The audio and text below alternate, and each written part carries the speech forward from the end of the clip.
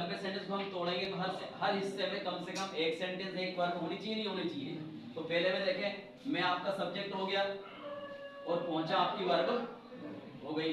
दूसरे हिस्से में देखें, मेहमान आपके सब्जेक्ट हुए नहीं हुए और जा चुके थे, जाना आपकी वर्ब हुई कि नहीं हुई। तो बताइए दोनों जो हिस्से हैं ये यहां से लेके जब से लेके तो था तन तक ये आपका एक फुल वाक्य है और ये वाक्य आपका मिश्र वाक्य। कैसा वाक्य है? मिश्र वाक्य। सब पढ़ाएंगे अब आगे चल के। जब इसको हम तोड़ेंगे तो ये कहां से टूटेगा? यहां से टूटेगा। अब ये इसके अलग अलग हिस्से हुए कि नहीं? एक हिस्सा ये हो गया और एक हिस्सा ये। तो ये दोनों अब ये पूरा वाक्य टूटा तो ये काय में बढ़ गया? उपवाक्यों में। काय में बेटा? पूरा वाक्य जब टूटेगा तो काय में बनेगा? वो उपवाक्य में।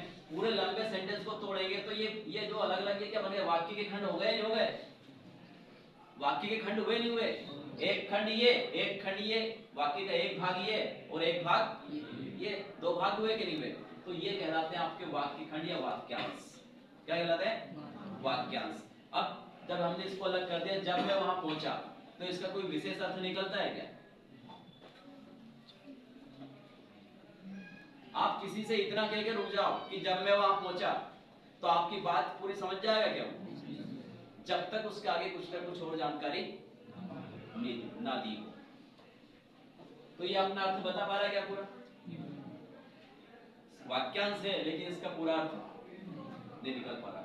इसका पूरा अर्थ निकलाने के लिए, इसका पूरा अर्थ समझने के लिए, समझाने के लिए अगला एक और वाक्य, जो वाक्य का हिस्सा जोड़ दिया, मेहमान जा चुके थे। तो जब मैं वहां पहुंचा तो मेहमान जा चुके थे। अब पूरी बात है कि नहीं समझ में? अब पूरी बात समझ। तो ये कितने क्लाउज से मिलके, क्लाउज से कितने वाक्यांश से मिलके ये वाक्य बना है? कितने? दो। और ये एक ही सेंटेंस और एक ही वाक्यांश। एक ही सेंटेंस और एक ही वाक्यांश।